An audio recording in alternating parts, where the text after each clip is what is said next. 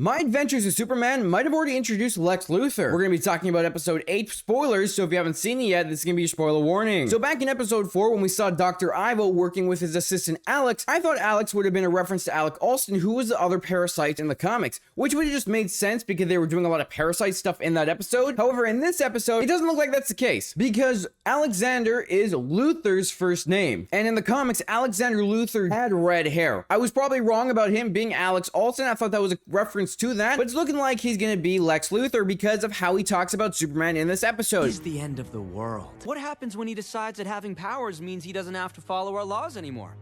If he really wanted to hurt us, what could we do about it?